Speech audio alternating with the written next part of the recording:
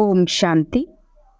ಇಂದಿನ ಮುರಳಿಯ ದಿನಾಂಕ 26/6/2024 ಪ್ರಾರ್ಥನಾ ಮುರಳಿ. ಓಂ ಶಾಂತಿ. ಬಾಪ್ತಾದ ಮಧುಬನ. ಮಧುರ ಮಕ್ಕಳೇ, ಸದಾ ಇದೇ ನಸೆಯಲ್ಲಿರಿ. ನಮ್ಮದು ಪದಮಾಪದಂ ಭಾಗ್ಯವಾಗಿದೆ. ಪತಿತ ಪಾವನ ತಂದೆಗೆ ನಾವು ಮಕ್ಕಳಾಗಿದ್ದೇವೆ. ಅವರಿಂದ ನಮಗೆ ಬೇಹದ್ದಿನ ಸುಖದ ಆಸ್ತಿ ಸಿಗುತ್ತದೆ. ಪ್ರಶ್ನೆ: ನೀವು ಮಕ್ಕಳಿಗೆ ಯಾವುದೇ ಧರ್ಮದೊಂದಿಗೆ ಈರ್ಷ್ಯೆ ಅಥವಾ ತಿರಸ್ಕಾರವಿರಲು ಸಾಧ್ಯವಿಲ್ಲ, ಏಕೆ? ಉತ್ತರ: ಏಕೆಂದರೆ ನೀವು ಬೀಜ ಮತ್ತು ವೃಕ್ಷವನ್ನು ಅರಿತಿದ್ದೀರಿ. ನಿಮಗೆ ಗೊತ್ತಿದೆ, ಇದು ಮನುಷ್ಯ ಸೃಷ್ಟಿರೂಪಿ ಬೇಹದ್ದಿನ ವೃಕ್ಷವಾಗಿದೆ. ಇದರಲ್ಲಿ ಪ್ರತಿಯೊಬ್ಬರದು ತಮ್ಮ ತಮ್ಮ ಪಾತ್ರವಿದೆ. ನಾಟಕದಲ್ಲಿ ಎಂದೂ ಪಾತ್ರಧಾರಿಗಳು ಒಬ್ಬರು ಇನ್ನೊಬ್ಬರನ್ನು ತಿರಸ್ಕರಿಸುವುದಿಲ್ಲ.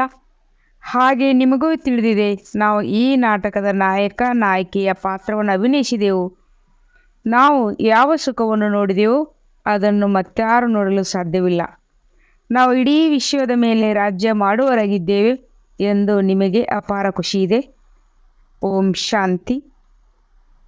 ಓಂ ಶಾಂತಿ ಎಂದು ಹೇಳುವುದರಿಂದಲೇ ಮಕ್ಕಳಿಗೆ ಯಾವ ಜ್ಞಾನ ಸಿಕ್ಕಿದೆಯೋ ಅದೆಲ್ಲವೂ ಮಕ್ಕಳ ಬುದ್ಧಿಯಲ್ಲಿ ಬಂದುಬಿಡಬೇಕು. ತಂದೆಯ ಬುದ್ಧಿಯಲ್ಲಿ ಯಾವ ಜ್ಞಾನವಿದೆ? ಇದು ಮನುಷ್ಯ ಸೃಷ್ಟಿಯ ರೂಪಿ ವೃಕ್ಷವಾಗಿದೆ. ಇದನ್ನು ಕಲ್ಪವೃಕ್ಷವೆಂದು ಹೇಳುತ್ತಾರೆ. ಅದರ ಉತ್ಪತ್ತಿ, ಪಾಲನೆ ಮತ್ತು ವಿನಾಶ ಹೇಗಾಗುತ್ತದೆ ಎಂಬುದೆಲ್ಲವೂ ಬುದ್ಧಿಯಲ್ಲಿ ಬರಬೇಕು. ಹೇಗೆ ಆ ಜಡ ವೃಕ್ಷವಿರುತ್ತದೆಯೋ ಹಾಗೆ ಇದು ಚೈತನ್ಯವಾಗಿದೆ. ಬೀಜವು ಚೈತನ್ಯವಾಗಿದ್ದಾರೆ.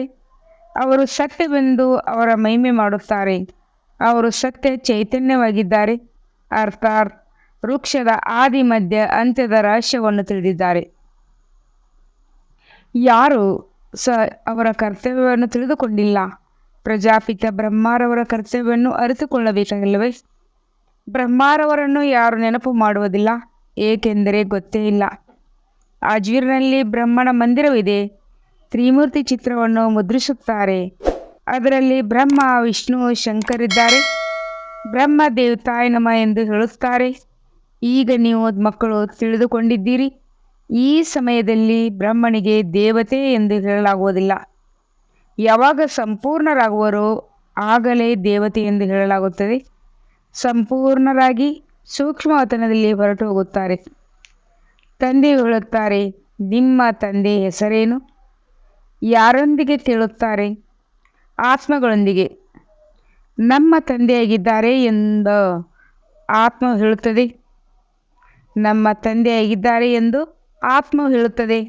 ಯಾರಿಗೆ ಇದನ್ನು ಯಾರು ಹೇಳಿದರೆಂದು ತಿಳಿದಿಲ್ಲವೋ ಅವರು ಈ ಪ್ರಶ್ನೆಯನ್ನು ಕೇಳಲು ಸಾಧ್ಯವಿಲ್ಲ. ಈಗ ಮಕ್ಕಳು ತಿಳಿದುಕೊಂಡಿದ್ದೀರಿ, ಅವಶ್ಯವಾಗಿ ಎಲ್ಲರಿಗೂ ಇಬ್ಬರು ತಂದೆಯರಿದ್ದಾರೆ. ಜ್ಞಾನವಂತೂ ಒಬ್ಬ ತಂದೆಯೇ ಕೊಡುತ್ತಾರೆ. ಈಗ ನೀವು ಮಕ್ಕಳು ತಿಳಿದುಕೊಂಡಿದ್ದೀರಿ, ಇವರು ಶಿವ ತಂದೆಯ ರಥವಾಗಿದ್ದಾರೆ. ತಂದೆಯು ಈ ರಥದ ಮೂಲಕ ನಮಗೆ ಜ್ಞಾನವನ್ನು ತಿಳಿಸುತ್ತಾರೆ. ಮೊದಲನೆಯದಾಗಿ ಇದು ಬ್ರಹ್ಮರವರ ಶರೀರ, ಶಾರೀರಿಕ ಬ್ರಹ್ಮ ತಂದೆಯ ರಥವೂ ಹೌದು. ಎರಡನೆಯದಾಗಿ ಆತ್ಮಿಕ ತಂದೆಗೂ ಹೌದು. ಆ ಆತ್ಮಿಕ ತಂದೆಯ ಮಹಿಮೆಯಾಗಿದೆ. ಸುಖದ ಸಾಗರ, ಶಾಂತಿಯ ಸಾಗರ. ಮೊದಲಂತೂ ಇದು ಬುದ್ಧಿಯಲ್ಲಿರುವುದು. ಇವರು ಬೇಹದ್ದಿನ ತಂದೆಯಾಗಿದ್ದಾರೆ. ಅವರಿಂದ ಬೇಹದ್ದಿನ ಆಸ್ತಿಯು ಸಿಗುತ್ತದೆ. ಪಾವನ ಪ್ರಪಂಚದ ಮಾಲೀಕರಾಗುತ್ತೇವೆ. ಪತಿತ ಪಾವನ ಬನ್ನಿ ಎಂದು ನಿರಾಕಾರವನ್ನು ಕರೆಯುತ್ತಾರೆ. ಹೀಗೆ ಆತ್ಮವೇ ಕರೆಯುತ್ತದೆ. ಯಾವಾಗ ಪಾವನ ಆತ್ಮವಾಗಿರುವುದೋ ಆಗ ಕರೆಯುವುದಿಲ್ಲ. ಪತಿತವಾಗಿದ್ದಾಗಲೇ ಕರೆಯುತ್ತಾರೆ. ಈಗ ನೀವು ಆತ್ಮರು ಅರಿತಿದ್ದೀರಿ, ಆ ಪತಿತ ಪಾವನ ತಂದೆಯು ಈ ಶರೀರದಲ್ಲಿ ಬಂದಿದ್ದಾರೆ. ನಾವು ಅವರ ಮಕ್ಕಳಾಗಿದ್ದೇವೆಂದು ಮರೆಯಬಾರದು. ಇದು ಸೌಭಾಗ್ಯವಲ್ಲ, ಪದ್ಮಾಪದಂ ಭಾಗ್ಯವಾದ ಮಾತಾಗಿದೆ. ಮತ್ತೆ ಅಂಥ ತಂದೆಯನ್ನು ಏಕೆ ಮರೆಯಬೇಕು? ಈ ಸಮಯದಲ್ಲಿ ತಂದೆಯೂ ಬಂದಿದ್ದಾರೆ. ನಾವು ಅವರ ಮಕ್ಕಳಾಗಿದ್ದೇವೆಂದು ಮರೆಯಬಾರದು. ಇದು ಹೊಸ ಮಾತಾಗಿದೆ. ಶಿವ ಜಯಂತಿಯನ್ನು ಸಹ ಪ್ರತಿ ವರ್ಷ ಆಚರಿಸಲಾಗುತ್ತದೆ. ಅಂದಾಗ ಅವಶ್ಯವಾಗಿ ಅವರು ಒಂದೇ ಬಾರಿ ಬರುತ್ತಾರೆ. ಲಕ್ಷ್ಮೀನಾರಾಯಣರು ಸತ್ಯಯುಗದಲ್ಲಿದ್ದರು, ಈ ಸಮಯದಲ್ಲಿ ಅಲ್ಲ. ಆದ್ದರಿಂದ ತಿಳಿಸಬೇಕು, ಅವರು ಪುನರ್ಜನ್ಮವನ್ನು ತೆಗೆದುಕೊಂಡಿರಬಹುದು. 16 ಕಲೆಗಳಿಂದ 14, 12 ಈಗ ಕೆಳಗೆ ಇಳಿಯುತ್ತಾ ಬಂದಿರಬೇಕು. ಇದನ್ನು ನಿಮ್ಮ ವಿನ ಯಾರೂ ತಿಳಿದುಕೊಂಡಿಲ್ಲ. ಸತ್ಯಯುಗವೆಂದು ಹೊಸ ಪ್ರಪಂಚಕ್ಕೆ ಹೇಳಲಾಗುತ್ತದೆ. ಅಲ್ಲಂತೂ ಎಲ್ಲವೂ ಹೊಸದಿರುತ್ತದೆ. ದೇವತಾ ಧರ್ಮದ ಹೆಸರನ್ನು ಗಾಯನ ಮಾಡಲಾಗುತ್ತದೆ. ಅದೇ ದೇವತೆಗಳು ವಾಮ ಮಾರ್ಗದಲ್ಲಿ ಹೋದಾಗ ಅವರನ್ನು ಹೊಸಬರು ಎಂದಾಗಲಿ ದೇವತೆಗಳೆಂದಾಗಲಿ ಹೇಳಲು ಸಾಧ್ಯವಿಲ್ಲ. ಯಾರೂ ಸಹ ನಾವು ಅವರ ವಂಶಾವಳಿಯಾಗಿದ್ದೇರೆಂದು ಹೇಳುವುದಿಲ್ಲ. ಒಂದು ವೇಳೆ ತಮ್ಮನ್ನು ಆ ವಂಶಾವಳಿ ಎಂದು ತಿಳಿಯುವಂತಿದ್ದರೆ ಮತ್ತೆ ಅವರ ಮಹಿಮೆ ತಮ್ಮ ನಿಂದನೆ ಏಕೆ ಮಾಡಿಕೊಳ್ಳುತ್ತಾರೆ? ಯಾವಾಗ ಮಹಿಮೆ ಮಾಡುತ್ತಾರೋ ಆಗ ಅವಶ್ಯವಾಗಿ ಅವರು ಪವಿತ್ರರು ತಮ್ಮನ್ನು ಅಪವಿತ್ರ ಪತಿತರೆಂದು ತಿಳಿಯುತ್ತಾರೆ. ಪಾವನರಿಂದ ಪತಿತರಾಗುತ್ತಾರೆ, ಪುನರ್ಜನ್ಮ ತೆಗೆದುಕೊಳ್ಳುತ್ತಾರೆ. ಮೊಟ್ಟ ಮೊದಲು ಯಾರು ಪಾವನರಾಗಿದ್ದಾರೋ ಅವರೇ ನಂತರ ಪತಿತರಾಗುತ್ತಾರೆ. ನಿಮಗೂ ಗೊತ್ತಿದೆ, ಈಗ ಪಾವನರಿಂದ ಪತಿತರಾಗಿದ್ದೀರಿ. ನೀವು ಶಾಲೆಯಲ್ಲಿ ಓದುತ್ತೀರಿ. ಅದರಲ್ಲಿ ನಂಬರ್ 1 ಪ್ರಥಮ, ದ್ವಿತೀಯ, ತೃತೀಯ ದರ್ಜೆಯಂತೆ ಇರುತ್ತದೆ. ಈಗ ನೀವು ಮಕ್ಕಳು ತಿಳಿಯುತ್ತೀರಿ.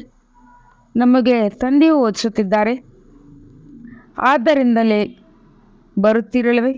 ಇಲ್ಲದಿದ್ದರೆ ಇಲ್ಲಿ ಬರುವ ಅವಶ್ಯಕತೆಯಾದರೂ ಏನಿದೆ? ಇಲ್ಲಿ ಬ್ರಹ್ಮ ಯಾವುದೇ ಗುರು ಮಹಾತ್ಮ ಪುರುಷರಲ್ಲ. ಇದಂತೂ ಸಾಧಾರಣ ಮನುಷ್ಯ ತನುವಾಗಿದೆ. ಅದರಲ್ಲೂ ಬಹಳ ಹಳೆಯದಾಗಿದೆ. ಬಹಳ ಜನ್ಮಗಳ ಅಂತಿಮದಲ್ಲಿ ಪ್ರವೇಶ ಮಾಡುತ್ತೇನೆ. ಮತ್ಯಾವುದೇ ಇವರ ಮಹಿಮೆಯಿಲ್ಲ. ಕೇವಲ ಇವರಲ್ಲಿ ಪ್ರವೇಶ ಮಾಡುತ್ತೇನೆ. ಆಗ ಇವರ ಹೆಸರಾಗುತ್ತದೆ. ಇಲ್ಲವೆಂದರೆ ಪ್ರಜಾಪಿತ ಬ್ರಹ್ಮ ಎಲ್ಲಿಂದ ಬಂದರು? ಮನುಷ್ಯರು ಅವಶ್ಯವಾಗಿ ತಬ್ಬಿಬ್ಬಾಗುತ್ತಾರಲ್ವೇ?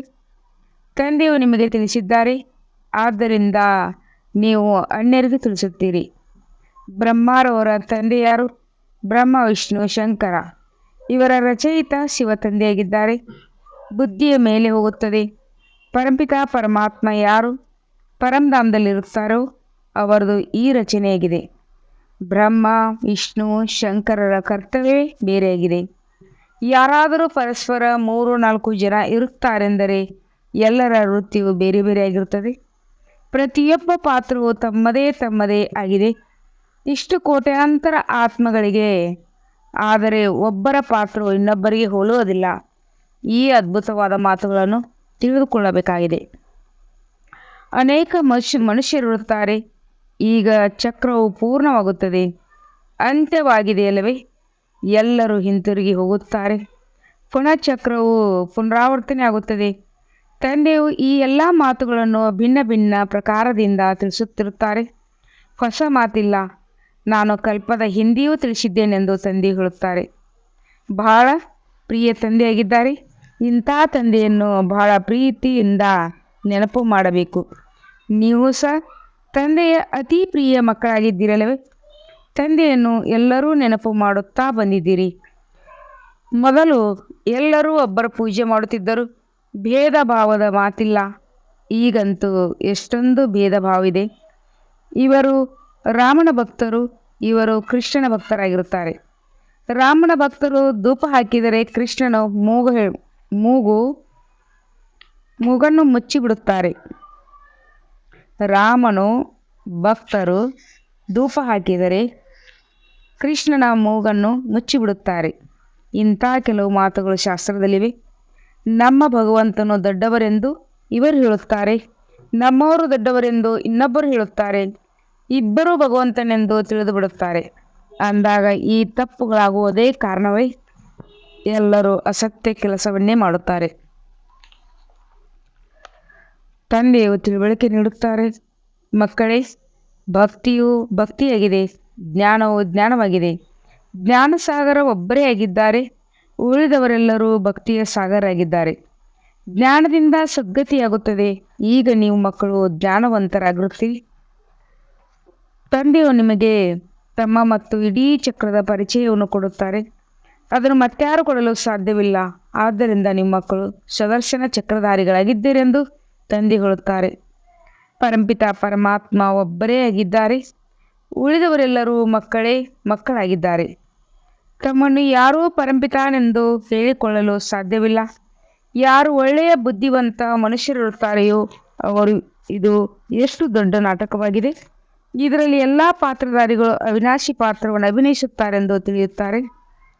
ಹೇಗೆ ಆ ಚಿಕ್ಕ ನಾಟಕವು ಅಲ್ಪ ಕಾಲದ್ದಾಗಿರುತ್ತದೆ, ಇದು ಅನಾದಿ ಅವಿನಾಶಿಯಾಗಿದೆ, ಎಂದಿಗೂ ಮುಗಿಯುವಂಥದ್ದಲ್ಲ. ಇಷ್ಟು ಸೂಕ್ಷ್ಮವಾದ ಆತ್ಮಕ್ಕೆ ಇಷ್ಟು ದೊಡ್ಡ ಪಾತ್ರವು ಸಿಕ್ಕಿದೆ. ಇದು ಶರೀರವನ್ನು ತೆಗೆದುಕೊಳ್ಳುವ ಮತ್ತು ಬಿಡುವ ಹಾಗೂ ಪಾತ್ರವನ್ನು ಅಭಿನಯಿಸುವ ಪಾತ್ರವು ಸಿಕ್ಕಿದೆ. ಈ ಮಾತುಗಳು ಯಾವುದೇ ಶಾಸ್ತ್ರಗಳಲ್ಲಿಲ್ಲ. ಒಂದು ವೇಳೆ ಇದನ್ನು ಯಾವುದೇ ಗುರು ತಿಳಿಸುವಂತಿದ್ದರೆ ಎಲ್ಲರೂ ಅವರಿಗೆ ಅನುಯಾಯಿಗಳಾಗುತ್ತಾರಲ್ಲವೇ? ಕೇವಲ ಒಬ್ಬ ಅನುಯಾಯಿ ಏನು ಕೆಲಸಕ್ಕೆ ಬರುತ್ತಾರೆ? ಪೂರ್ಣ ಅನುಸರಿಸುವರೇ ಅನುಯಾಯಿಗಳು. ಇವರ ಉಡುಗೊರೆ ಇತ್ಯಾದಿಯಂತೂ ಗುರುಗಳಂತಿಲ್ಲ. ಅಂದ ಮೇಲೆ ಇಂಥವರನ್ನು ಶಿಷ್ಯರೆಂದು ಯಾರು ಹೇಳುತ್ತಾರೆ? ಇಲ್ಲಂತೂ ತಂದೆ ಓದಿಸುತ್ತಾರೆ. ತಂದೆಯನ್ನೇ ಅನುಸರಿಸಬೇಕಾಗಿದೆ. ಹೇಗೆ ವರನ ಮೆರವಣಿಗೆಯಾಗಿದೆ, ಶಿವನ ದಿಬ್ಬಣವೆಂದು ಹೇಳುತ್ತಾರೆ. ತಂದೆ ಹೇಳುತ್ತಾರೆ, ಇದು ನನ್ನ ದಿಬ್ಬಣವಾಗಿದೆ. ನೀವೆಲ್ಲರೂ ಭಕ್ತನೀಯರಾಗಿದ್ದೀರಿ, ನಾನು ಭಗವಂತನಾಗಿದ್ದೇನೆ. ನೀವೆಲ್ಲರೂ ಪ್ರಿಯತಮರಾಗಿದ್ದೀರಿ, ನಿಮ್ಮನ್ನು ಶೃಂಗಾರ ಮಾಡಿ ಕರೆದುಕೊಂಡು ಹೋಗಲು ನಾನು ಬಂದಿದ್ದೇನೆ ಅಂದಾಗ ಎಷ್ಟೊಂದು ಖುಷಿ ಇರಬೇಕು. ಈಗ ನೀವು ಸೃಷ್ಟಿಯ ಆದಿ ಮಧ್ಯ ಅಂತ್ಯವನ್ನು ತಿಳಿದುಕೊಂಡಿದ್ದೀರಿ. ನೀವು ತಂದೆಯನ್ನು ನೆನಪು ಮಾಡುತ್ತಾ ಮಾಡುತ್ತಾ ಪವಿತ್ರ ಆಗುತ್ತೀರಿ. ಪವಿತ್ರ ರಾಜ್ಯಭಾಗ್ಯವು ಸಿಗುತ್ತದೆ. ತಂದೆಯು ತಿಳಿಸುತ್ತಾರೆ, ನಾನು ಬರುವುದೇ ಅಂತ್ಯದಲ್ಲಿ. ನನ್ನನ್ನು ಪಾವನ ಪ್ರಪಂಚದ ಸ್ಥಾಪನೆ ಮತ್ತು ಪತಿತ ಪ್ರಪಂಚದ ವಿನಾಶ ಮಾಡಲು ಬನ್ನಿ ಎಂದು ಕರೆಯುತ್ತಾರೆ. ಆದ್ದರಿಂದ ತಂದೆಗೆ ಮಹಾಕಾಲನೆಂದು ಹೇಳುತ್ತಾರೆ. ಮಹಾಕಾಲನ ಮಂದಿರವೂ ಇದೆ. ಕಾಲನ ಮಂದಿರವಂತೂ ನೋಡುತ್ತಿರಲಿವೆ. ಶಿವನಿಗೆ ಕಾಲನೆಂದು ಹೇಳುತ್ತಾರಲ್ಲವೇ? ಬಂದು ಪಾವನರನ್ನಾಗಿ ಮಾಡಿ ಎಂದು ಹೇಳುತ್ತಾರೆ. ತಂದೆಯು ಆತ್ಮಗಳನ್ನು ಕರೆದುಕೊಂಡು ಹೋಗುತ್ತಾರೆ. ತಂದೆಯು ಎಷ್ಟೊಂದು ಆತ್ಮಗಳನ್ನು ಕರೆದುಕೊಂಡು ಹೋಗಲು ಬಂದಿದ್ದಾರೆ. ಕಾಲರ ಕಾಲ್ ಮಹಾಕಾಲ್ ಎಲ್ಲ ಆತ್ಮಗಳನ್ನು ಪವಿತ್ರ ಹೂಗಳನ್ನಾಗಿ ಮಾಡಿ ಕರೆದುಕೊಂಡು ಹೋಗುತ್ತಾರೆ. ನೀವು ಪವಿತ್ರವಾಗಿ ಬಿಟ್ಟಿರಿ. ನೀವು ಪವಿತ್ರವಾಗಿ ಬಿಟ್ಟರೆ ತಂದೆಯೂ ಸಹ ಮಡಿಲಲ್ಲಿ ಕರೆದುಕೊಂಡು ಹೋಗುತ್ತಾರೆ. ಒಂದು ವೇಳೆ ಪವಿತ್ರ ಆಗದಿದ್ದರೆ ಶಿಕ್ಷೆಯನ್ನು ಅನುಭವಿಸಬೇಕಾಗುತ್ತದೆ. ಆ ನಂತರವಂತೂ ಇರುತ್ತದೆ ಅಲ್ಲವೇ? ಪಾಪವು ಉಳಿದುಕೊಂಡರೆ ಮತ್ತೆ ಶಿಕ್ಷೆಯನ್ನು ಅನುಭವಿಸಬೇಕಾಗುವುದು. ಪದೆಯೂ ಅಂಥದ್ದೇ ಸಿಗುವುದು. ಆದ್ದರಿಂದ ತಂದೆಯು ತಿಳಿಸುತ್ತಾರೆ, ಮಧುರವಾದಂಥ ಮಕ್ಕಳೇ, ಬಹಳ ಬಹಳ ಮಧುರಾಗಿ ಕೃಷ್ಣನು ಎಲ್ಲರಿಗೂ ಮಧುರವೆನಿಸುತ್ತಾನಲ್ಲವೇ? ಅಷ್ಟು ಪ್ರೀತಿಯಿಂದ ಕೃಷ್ಣನನ್ನು ತೂಗುತ್ತಾರೆ. ಧ್ಯಾನದಲ್ಲಿ ಕೃಷ್ಣನನ್ನು ಚಿಕ್ಕ ಮಗುವನ್ನಾಗಿ ನೋಡಿ ಮಡಲಿಗೆ ತೆಗೆದುಕೊಂಡು ಪ್ರೀತಿ ಮಾಡುತ್ತಾರೆ. ವೈಕುಂಠಕ್ಕೆ ಹೊರಟು ಹೋಗುತ್ತಾರೆ. ಅಲ್ಲಿ ಕೃಷ್ಣನನ್ನು ಚೈತನ್ಯ ರೂಪದಲ್ಲಿ ನೋಡುತ್ತಾರೆ. ಈಗ ನೀವು ಮಕ್ಕಳಂತೂ ತಿಳಿದುಕೊಂಡಿದ್ದೀರಿ. ಸತ್ಯವಾಗಿಯೂ ವೈಕುಂಠವು ಬರುತ್ತಿದೆ. ನಾವು ಭವಿಷ್ಯದಲ್ಲಿ ಈ ರೀತಿಯಾಗುತ್ತೇವೆ. ಶ್ರೀಕೃಷ್ಣನಿಗೆ ಕಳಂಕವನ್ನು ಹಾಕುತ್ತಾರೆ. ಅದೆಲ್ಲವೂ ತಪ್ಪಾಗಿದೆ. ನೀವು ಮಕ್ಕಳಿಗೆ ನಶೆ ಏರಬೇಕು. ಪ್ರಾರಂಭದಲ್ಲಿ ಹೇಗೆ ಬಹಳ ಸಾಕ್ಷಾತ್ಕಾರವಾಗಿತ್ತು, ಮತ್ತೆ ಅಂತ್ಯದಲ್ಲಿಯೂ ಬಹಳ ಸಾಕ್ಷಾತ್ಕಾರವಾಗುತ್ತದೆ. ಜ್ಞಾನವು ಎಷ್ಟೊಂದು ರಮಣೀಯವಾಗಿದೆ, ಎಷ್ಟೊಂದು ಖುಷಿ ಇರುತ್ತದೆ. ಭಕ್ತಿಯಲ್ಲಂತೂ ಏನೂ ಖುಷಿ ಇರುವುದಿಲ್ಲ. ಭಕ್ತರಿಗೆ ಜ್ಞಾನದಲ್ಲಿ ಎಷ್ಟು ಸುಖವಿರುತ್ತದೆ ಎಂದು ತಿಳಿದಿದ್ದರೆ ಅಲ್ವೇ? ಅದನ್ನು ಹೋಲಿಸಲು ಸಾಧ್ಯವಿಲ್ಲ. ನೀವು ಮಕ್ಕಳಿಗೆ ಮೊದಲು ಈ ನಶೆ ಇರಬೇಕು. ಈ ಜ್ಞಾನವನ್ನು ತಂದೆ ವಿನ ಯಾವುದೇ ಋಷಿ ಮುನಿಗಳು ತಿಳಿಸಲು ಸಾಧ್ಯವಿಲ್ಲ. ಲೌಕಿಕ ಗುರು ಯಾರಿಗೂ ಜೀವನ್ಮುಕ್ತಿಯ ಮಾರ್ಗವನ್ನು ತಿಳಿಸಲು ಸಾಧ್ಯವಿಲ್ಲ. ಹೇ ಆತ್ಮಗಳೇ, ಮಕ್ಕಳೇ, ನಾನು ನಿಮಗೆ ತಿಳಿಸುತ್ತೇನೆ ಎಂಬ ಮಾತನ್ನು ಯಾವುದೇ ಮನುಷ್ಯ ಗುರುಗಳು ಹೇಳಲು ಸಾಧ್ಯವಿಲ್ಲ. ತಂದೆಗಂತೂ ಮಕ್ಕಳೇ ಮಕ್ಕಳೇ ಎಂದು ಹೇಳುವ ಅಭ್ಯಾಸವಿದೆ. ಇವರು ನಮ್ಮ ರಚನೆಯಾಗಿದ್ದಾರೆಂದು ಗೊತ್ತಿದೆ. ಈ ತಂದೆಯು ಸಹ ಹೇಳುತ್ತಾರೆ, ನಾನು ಎಲ್ಲರ ರಚಯಿತನಾಗಿದ್ದೇನೆ. ನೀವೆಲ್ಲರೂ ಸಹೋದರಾಗಿದ್ದೀರಿ. ಅವರಿಗೆ ಪಾತ್ರವು ಸಿಕ್ಕಿದೆ. ಹೇಗೆ ಸಿಕ್ಕಿದೆ ಎಂಬುದನ್ನು ಕುಳಿತು ತಿಳಿಸುತ್ತಾರೆ. ಆತ್ಮದಲ್ಲಿಯೇ ಪಾತ್ರವು ತುಂಬಿದೆ. ಯಾರೆಲ್ಲರೂ ಮನುಷ್ಯರು ಬರುತ್ತಾರೆ 84 ಜನ್ಮಗಳಲ್ಲಿ ಎಂದೂ ಒಬ್ಬರು ಇನ್ನೊಬ್ಬರಿಗೆ ಹೋಲುವುದಕ್ಕೆ ಸಾಧ್ಯವಿಲ್ಲ. ಅವಶ್ಯವಾಗಿ ಸ್ವಲ್ಪ ವ್ಯತ್ಯಾಸವಿರುತ್ತದೆ, ಸ್ವಲ್ಪ ವ್ಯತ್ಯಾಸವಿರುತ್ತದೆ. ತತ್ವಗಳು ಸಹ ಸತೋ ರತಮೋ ರಜೋ ಆಗುತ್ತದೆ. ಪ್ರತಿಯೊಂದು ಜನ್ಮದ ಮುಖ್ಯ ಲಕ್ಷಣಗಳು ಒಬ್ಬರದು ಇನ್ನೊಬ್ಬರಿಗೆ ಹೋಲಿಸುವುದಿಲ್ಲ. ಸ್ವಲ್ಪ ಸ್ವಲ್ಪ ವ್ಯತ್ಯಾಸವಿರುತ್ತದೆ. ತತ್ವಗಳು ಸಹ ಸತೋ ರಜೋ ತಮೋ ಆಗುತ್ತದೆ. ಪ್ರತಿಯೊಂದು ಜನ್ಮದ ಮುಖ್ಯ ಲಕ್ಷಣಗಳು ಒಬ್ಬರದು ಇನ್ನೊಬ್ಬರಿಗೆ ಹೋಲುವುದಿಲ್ಲ. ಇವು ಸಹ ತಿಳಿದುಕೊಳ್ಳುವ ಮಾತುಗಳಾಗಿವೆ. ತಂದೆಯವರು ಪ್ರತಿನಿತ್ಯ ತಿಳಿಸುತ್ತಿರುತ್ತಾರೆ, ಮಧುರ ಮಕ್ಕಳೇ, ತಂದೆಯಲ್ಲೆಂದೂ ಸಂಶಯ ತರಬೇಡಿ. ಸಂಶಯ ಮತ್ತು ನಿಶ್ಚಯ ಎರಡೂ ಶಬ್ದಗಳಿದೆ ಅಲ್ಲವೇ? ತಂದೆ ತಂದೆ ಇದರಲ್ಲಿ ಸಂಶಯ ಬರಲು ಸಾಧ್ಯವೇ ಇಲ್ಲ. ನಾನು ತಂದೆಯನ್ನು ನೆನಪು ಮಾಡಲು ಆಗುವುದಿಲ್ಲವೆಂದು ಯಾವುದೇ ಮಗು ಹೇಳಲು ಸಾಧ್ಯವಿಲ್ಲ. ಯೋಗವು ಹಿಡಿಯುವುದಿಲ್ಲವೆಂದು ನೀವು ಪದೇ ಪದೇ ಹೇಳುತ್ತೀರಿ. ಯೋಗ ಎಂಬ ಶಬ್ದವು ಸರಿಯಿಲ್ಲ. ನೀವಂತೂ ರಾಜ ಋಷಿಗಳಾಗಿದ್ದೀರಿ. ಖುಷಿ ಶಬ್ದವು ಪವಿತ್ರತೆಯಾಗಿದೆ. ನೀವು ರಾಜ ಋಷಿಗಳಾಗಿದ್ದೀರೆಂದರೆ ಅವಶ್ಯವಾಗಿ ಪವಿತ್ರರಾಗುತ್ತೀರಿ. ಸ್ವಲ್ಪ ಮಾತಿನಲ್ಲಿ ಅನುತ್ತೀರ್ಣರಾಗುವುದರಿಂದ ಮತ್ತೆ ರಾಜ್ಯವು ಸಿಗುವುದಿಲ್ಲ. ಪ್ರಜೆಗಳಲ್ಲಿ ಹೊರಟು ಹೋಗುತ್ತೀರಿ. ಎಷ್ಟೊಂದು ನಷ್ಟ ಉಂಟಾಗುತ್ತದೆ. ನಂಬರ್ ವಾರ್ ಪದವಿಗಳಿರುತ್ತವಲ್ಲವೇ? ಒಬ್ಬರ ಪದವಿ ಇನ್ನೊಬ್ಬರಿಗೆ ಹೋಲುವುದಿಲ್ಲ. ಇದು ಬೇಹದ್ದಿನ ಮಾಡಲ್ಪಟ್ಟಂಥ ನಾಟಕವಾಗಿದೆ. ಇದನ್ನು ಬೇಹದ್ದಿನ ತಂದೆಯ ವಿನ ಬೇರೆ ಯಾರೂ ತಿಳಿಸಲು ಸಾಧ್ಯವಿಲ್ಲ. ಆದ್ದರಿಂದ ನೀವು ಮಕ್ಕಳಿಗೆ ಎಷ್ಟೊಂದು ಖುಷಿ ಇರುತ್ತದೆ. ಹೇಗೆ ತಂದೆಯ ಬುದ್ಧಿಯಲ್ಲಿ ಪೂರ್ಣ ಜ್ಞಾನವಿದೆಯೋ ಹಾಗೆಯೇ ನಿಮ್ಮ ಬುದ್ಧಿಯಲ್ಲಿಯೂ ಇದೆ. ಬೀಜ ಮತ್ತು ವೃಕ್ಷವನ್ನು ತಿಳಿಯಬೇಕಾಗಿದೆ. ಮನುಷ್ಯ ಸೃಷ್ಟಿಯ ವೃಕ್ಷವಾಗಿದೆ. ಇದರ ಜೊತೆ ಆಲದ ಮರದ ಉದಾಹರಣೆಯೂ ಸಂಪೂರ್ಣ ಸರಿಯಾಗಿದೆ. ಬುದ್ಧಿ ಹೇಳುತ್ತದೆ, ನಮ್ಮ ಆದಿ ಸನಾತನ ದೇವಿ ದೇವತಾ ಧರ್ಮದ ಬುನಾದಿಯು ಪ್ರಾಯಲೋಪವಾಗಿಬಿಟ್ಟಿದೆ. ಉಳಿದ ಎಲ್ಲ ಧರ್ಮಗಳ ರೆಂಬೆ ಕೊಂಬೆಗಳು ನಿಂತಿವೆ. ನಾಟಕದನುಸಾರ ಇವೆಲ್ಲವೂ ಆಗಲೇಬೇಕಾಗಿದೆ. ಇದರಲ್ಲಿ ತಿರಸ್ಕಾರ ಬರುವುದಿಲ್ಲ. ನಾಟಕದಲ್ಲಿ ಪಾತ್ರಧಾರಿಗಳಿಂದಾದರೂ ತಿರಸ್ಕಾರದ ಬರುತ್ತದೆ. ತಂದೆಯು ತಿಳಿಸುತ್ತಾರೆ, ನೀವು ಪತಿತರಾಗಿ ಬಿಟ್ಟಿದ್ದೀರಿ, ಮತ್ತೆ ಪಾವನರಾಗಬೇಕು. ನೀವು ಎಷ್ಟು ಸುಖವನ್ನು ನೋಡುತ್ತೀರೋ ಅಷ್ಟು ಬೇರೆ ಯಾರೂ ನೋಡಲು ಸಾಧ್ಯವಿಲ್ಲ. ನೀವು ನಾಯಕರಾಗಿದ್ದೀರಿ. ವಿಶ್ವದ ರಾಜ್ಯ ಭಾಗ್ಯವನ್ನು ಪಡೆಯುವರಾಗಿದ್ದೀರಿ. ಅಪಾರ ಖುಷಿಯಲ್ಲಿರಬೇಕು.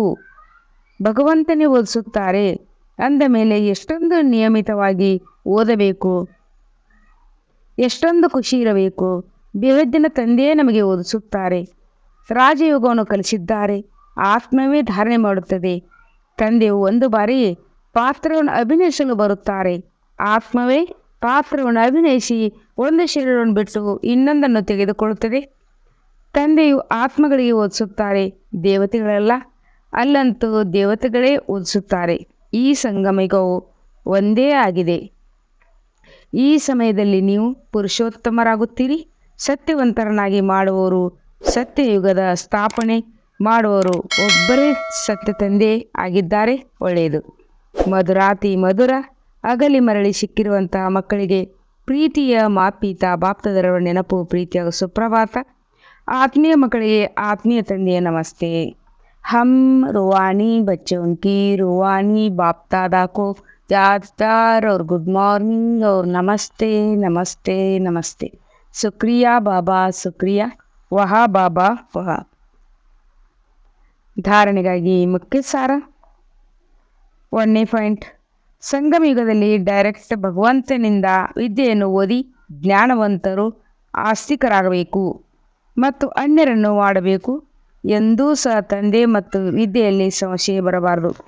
2ನೇ ಪಾಯಿಂಟ್ ಆಗಿದೆ, ತಂದೆಯ ಸಮಾನ ಪ್ರಿಯರಾಗಬೇಕು. ಭಗವಂತ ನಮ್ಮ ಶೃಂಗಾರ ಮಾಡುತ್ತಿದ್ದಾರೆಂಬ ಖುಷಿಯಲ್ಲಿರಬೇಕು. ಯಾವುದೇ ಪಾತ್ರಧಾರಿಯೊಂದಿಗೆ ಈರ್ಷ್ಯೆ ಅಥವಾ ತಿರಸ್ಕಾರ ಬರಬಾರದು.